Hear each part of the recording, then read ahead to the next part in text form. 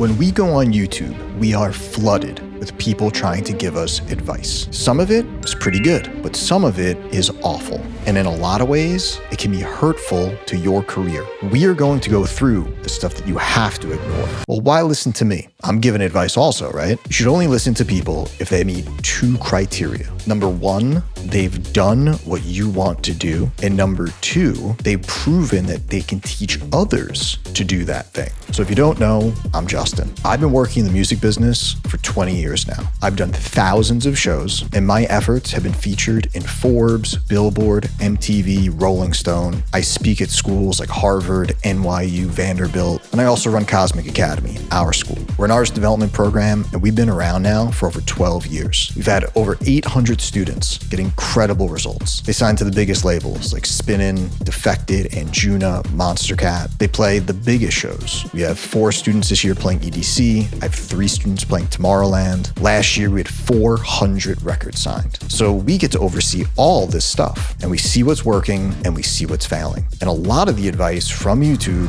is not working out. The first piece of advice that I see a lot that is absolutely terrible, especially for beginners, is just put it out there. You know, they tell you just release your music, just put it out. Wherever you're at, just put it out there. And no matter what they say, just put it out on DistroKid. Who knows, right? But wait. Let's take a step back. Is that good advice for someone just starting out? Absolutely not. Our school gets over 100 applicants a week. We get thousands of applicants a year. And we'll talk to people. I'll talk to a beginner that has 20 self-released tracks already on Spotify, and they've only been producing for 3 months. And then they're confused as to why they're not signing records or getting booked at shows. Well, you're putting out music that isn't ready, and that has negative consequences. Most likely, you're going to learn way more as time goes on, and your music is going to get way better, and you're probably going to hate that stuff that you just put out there. If you've been producing for a little bit, you've been producing for a few years, and you hate that stuff you made when you started, you're embarrassed by it, toss me a like, because you know what I'm talking about. It's like trying out for a professional sports team when you're in high school. Sure, there's LeBron James or Kobe Bryant that did make the NBA right out of high school, or Martin Garrix who signed to Spinnin right at the beginning, but those are outliers. Getting good at this shit takes years and years and years. So you gotta have some patience. You know, if you're not getting music signed, if you're getting rejected, maybe it's because your music's not there yet, and you shouldn't just put it out for no reason. You might be a beginner. So putting stuff out before you're ready, not good advice. The next piece of advice I see hurting producers. And people say, everything you need is on YouTube.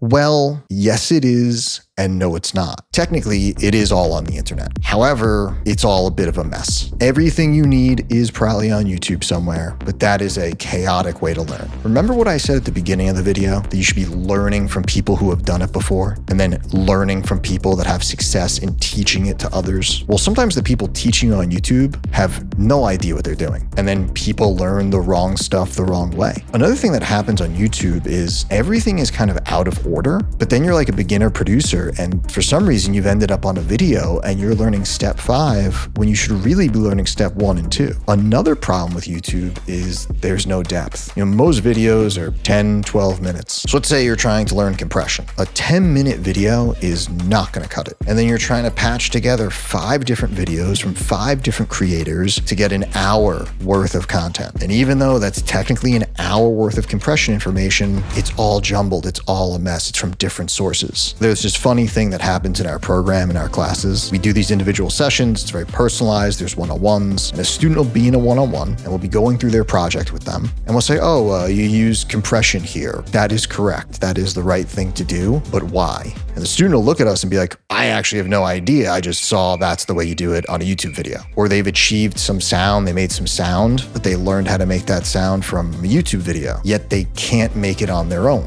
They don't know why that sound sounds that way. They don't know the depths of synthesis or sound design. And it's in the depths, it's in the why of these topics where you get the mastery. And you can't just go on YouTube all the time and say, okay, I need these settings to make this sound. You should know why that is. And you're not not going to get that from a 10-minute video. And the last thing I'll say about YouTube is there's a lot of wasted time. If you have a question about EQ or mixing or the business side, a contract, Spotify, you might spend hours or days trying to find the answer to that question. And who knows if that answer is even correct. Whereas in a program like our program, you hit up me, you hit up Zach, we'll tell you the answer in 5 seconds. So when people ask me like, what does your program do? Yeah, I can go on and on about the structure and all that stuff, but in the simplest way, really good education, you know what it really does? It shaves off time. We are saving time so that in the long term, over the course of your journey, over the course of your career, you're saving years of time. And by the way, we're always looking for great people to join our program. If you're interested, I'll leave a link below in the comments. The next piece of advice that's just crushing bedroom producers, all you need is connections.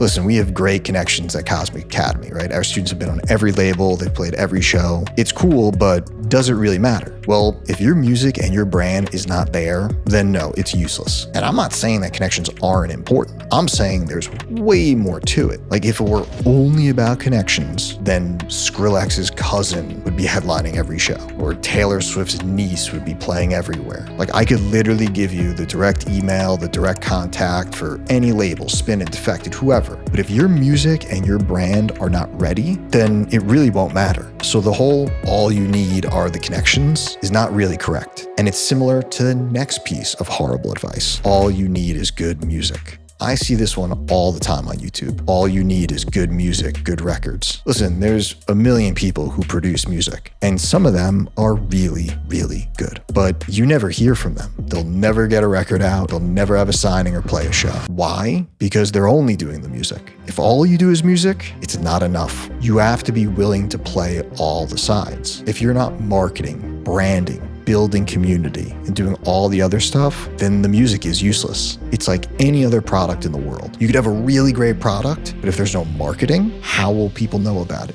Now look, I believe music is the most important thing, so I want to be clear on that, but it can't be the only thing. I meet a lot of amazing producers, and they're the best producer, and they really know their stuff, but they're the only ones that know that. You need to be willing to do all the other things so that your great music can be heard and appreciated. Now, what are those other things specifically, and how do we do them specifically? Well, I've got you covered. I'm going to put a video up here. It's going to be on one of those other things. Go watch that next. We'll see you in there.